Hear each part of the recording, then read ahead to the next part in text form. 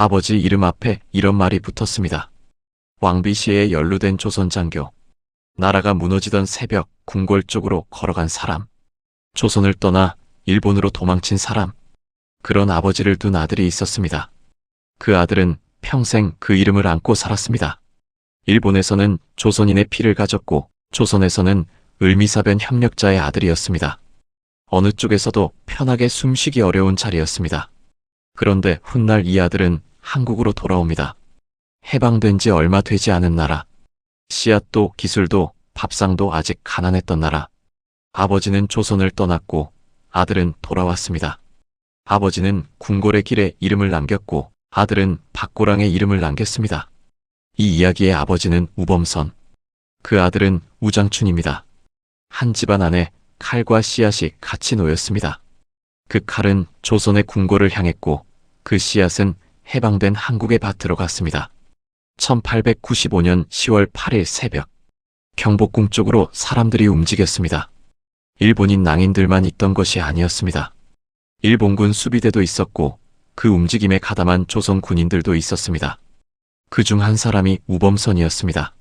훈련대 제2대대장, 조선의 군복을 입은 장교였습니다. 문이 열렸고 발소리가 안쪽으로 밀려갔습니다. 침전 쪽으로 사람들이 몰렸습니다. 궁녀들이 끌려 나왔고 누군가를 찾는 눈들이 어둠 속을 훔쳤습니다. 한 나라의 왕비가 외세의 폭력과 그의 협력한 세력에 의해 궁궐 안에서 살해됐습니다. 그에게 붙은 책임은 궁궐 침입과 시의 방조, 그리고 일본 측 움직임에 협력했다는 데 있습니다. 우범선의 발은 그 새벽 궁궐을 지키는 쪽이 아니라 궁궐 안으로 밀고 들어가는 쪽에 있었습니다. 사람들은 오래 물었습니다.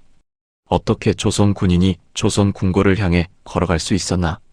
그 물음이 우범선의 이름 뒤에 붙었습니다.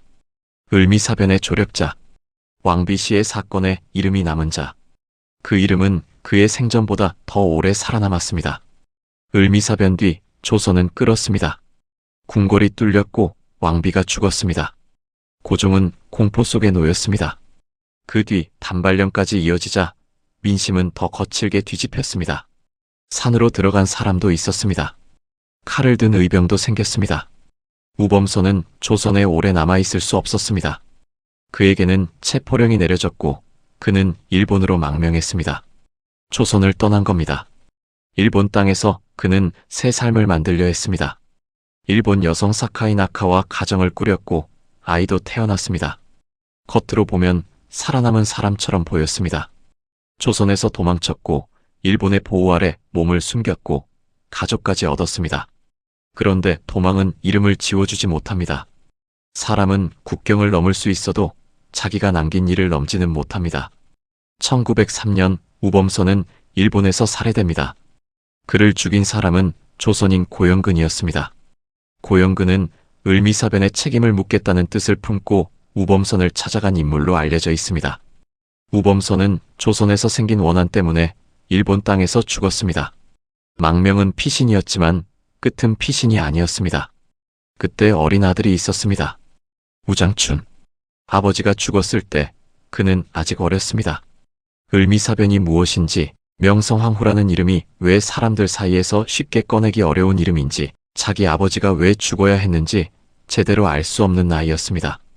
그런데 아이의 인생은 이미 한쪽으로 밀려가고 있었습니다. 우범선의 아들. 그 말은 짧았고 짧아서 더 잔인했습니다. 아이는 그 새벽 경복궁에 있지 않았습니다. 칼을 들지도 않았고 문을 열지도 않았습니다. 그런데 사람들은 아이를 볼 때 아버지를 먼저 봤습니다. 핏줄은 아이가 고른 것이 아니었습니다. 그래도 세상은 그 핏줄을 먼저 물었습니다. 우장춘은 일본에서 자랐습니다. 일본에서는 조선인의 피를 가진 아이였고 조선 쪽 기억에서는 을미사변 협력자의 아들이었습니다. 어느 쪽에서도 편히 기대기 어려웠습니다. 그가 가난했다는 이야기, 차별받았다는 이야기, 일본 땅에서 버텼다는 이야기는 길게 할 수 있습니다. 하지만 이 이야기에서 더 중요한 건 그 다음입니다. 우장춘은 무너지지 않았습니다. 그는 씨앗 쪽으로 갔습니다. 사람들은 그에게 물었을 겁니다. 너는 어느 나라에 속한 사람인지, 내 아버지의 이름이 무엇인지를. 그 질문은 답해도 끝나지 않았습니다. 그런데 식물은 그런 걸 묻지 않았습니다. 조건이 맞으면 싹이 났고 맞지 않으면 죽었습니다. 차갑지만 정직한 세계였습니다. 우장춘은 그 세계에 매달렸습니다. 그리고 실력으로 올라섰습니다. 그가 내놓은 연구는 단순한 농사 기술이 아니었습니다. 서로 다른 식물이 어떻게 이어지고 새로운 종이 어떻게 만들어질 수 있는지를 밝히는 연구였습니다. 훗날 종의 합성으로 알려진 업적입니다. 쉽게 말하면 이렇습니다. 사람들은 종이란 처음부터 따로 정해져 있는 것처럼 생각했습니다. 배추는 배추, 양배추는 양배추, 유채는 유채. 그런데 우장춘은 식물들이 서로 어떻게 연결되어 있는지를 실험으로 보여줬습니다. 식물의 세계에서도 피가 섞이고 새로운 길이 생기고 전혀 다른 모습이 태어날 수 있다는 것을 증명했습니다. 참 이상한 일입니다. 어느 나라에도 완전히 뿌리내리지 못했던 사람이 뿌리와 씨앗의 비밀을 파고들었습니다. 사람에게서 밀려난 아이가 식물의 세계에서 자기 이름을 세웠습니다. 일본 사회가 그를 완전히 품어주지 않았다고 해도 그의 논문은 무시하기 어려웠습니다. 우장춘은 그렇게 자기 자리를 만들었습니다. 아버지의 이름이 먼저 불리던 아이가 이제 자기 이름으로 불리기 시작했습니다. 우장춘, 육종학자, 농학 박사. 그런데 운명은 그를 일본에만 두지 않았습니다. 해방된 한국이 그를 부르기 시작했습니다. 1945년 일본이 패망했습니다. 조선은 해방됐습니다. 거리에는 태극기가 걸렸고 사람들은 만세를 불렀습니다.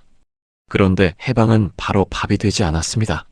나라 이름은 돌아왔지만 밭은 여전히 가난했습니다. 씨앗이 부족했고 기술이 부족했습니다. 좋은 종자는 일본에 기대는 경우가 많았습니다. 정치적으로는 해방됐지만 밥상은 아직 해방되지 못했습니다. 무 하나, 배추 하나, 감자 하나.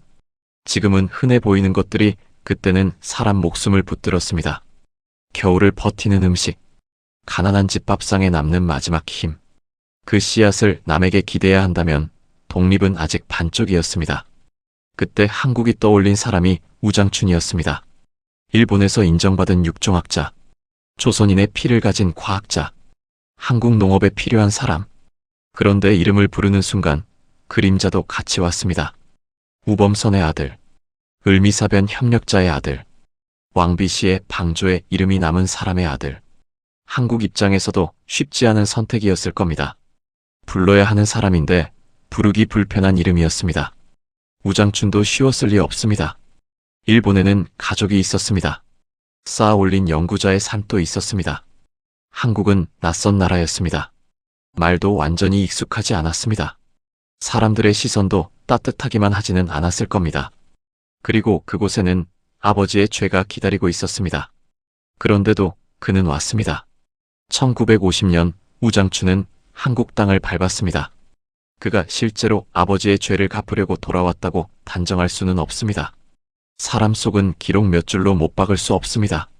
다만 후대의 시선은 그의 귀국을 그렇게 읽어왔습니다. 아버지는 조선을 떠났고 아들은 한국으로 돌아왔습니다. 아버지는 일본에서 살려 했고 아들은 한국에 뼈를 묻겠다고 했습니다.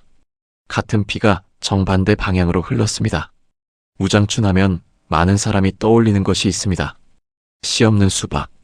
교과서에서도 방송에서도 오래 그렇게 기억됐습니다. 그런데 이건 정확하지 않습니다. 씨 없는 수박을 처음 만든 사람은 우장춘이 아닙니다. 일본 교토대의 기아라 히토시가 먼저 개발했습니다. 그렇다면 우장춘은 왜 한국에서 씨 없는 수박으로 유명해졌을까요? 왜 그는 사람들 앞에서 씨 없는 수박을 보여줬을까요? 그건 발명 자랑이 아니었습니다. 눈앞에서 보여주는 설득이었습니다.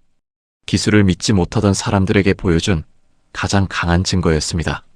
수박을 쪼갰는데 씨가 없다. 사람들은 눈으로 봤습니다. 종자가 달라지면 작물이 달라진다. 육종이라는 기술이 밭을 바꿀 수 있다.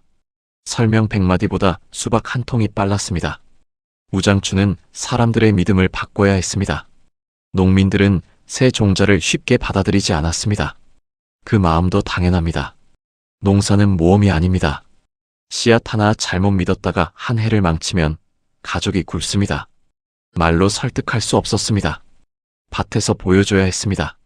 씨 없는 수박은 그 증거였습니다. 우장춘의 진짜 일은 수박 하나가 아니었습니다. 무와 배추, 감자, 채소와 화훼, 종자 개량과 보급, 한국 농민들이 남의 종자에만 기대지 않게 만드는 일. 그는 한국의 밥상 밑에 있는 가장 작은 것들을 붙들었습니다. 우장춘은 씨앗을 봤습니다.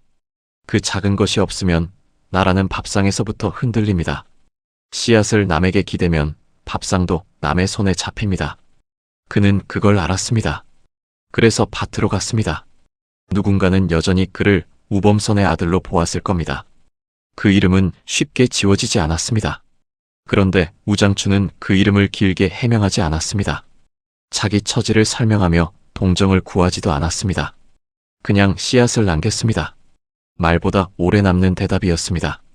그렇게 몇 해가 지나자 몸이 먼저 망가졌습니다. 1959년 그는 병상에 누워 있었습니다. 그의 정부는 그에게 문화포장을 수여했습니다. 늦은 인정이었습니다. 후대에는 그가 이 훈장을 받고 눈물을 흘렸다는 이야기가 전해집니다. 그 눈물이 무엇 때문이었는지 누구도 단정할 수는 없습니다. 평생 많은 이름으로 불렸던 사람이 마지막에는 자기 이름으로 인정받았습니다. 우범선의 아들이 아니라 우장춘 박사로. 얼마 지나지 않아 그는 세상을 떠났습니다. 한국에 온 지 10년도 되지 않은 때였습니다. 그가 남긴 것은 긴 변명이 아니었습니다. 밭에 남은 결과였습니다. 무와 배추, 감자와 종자, 그리고 한국 농업이 스스로 버틸 수 있다는 가능성. 그 정도면 충분했습니다. 그의 삶을 한 문장으로 줄이면 쉽게 말할 수는 있습니다. 아버지는 떠났고 아들은 돌아왔다. 하지만 그렇게만 말하면 너무 많은 것이 빠집니다. 우범선의 책임은 사라지지 않습니다.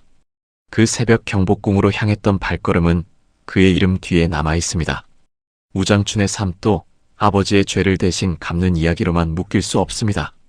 다만 그는 자기 자리에서 할 일을 했습니다. 누군가는 궁궐의 문 앞에 섰고 누군가는 박고랑 앞에 섰습니다.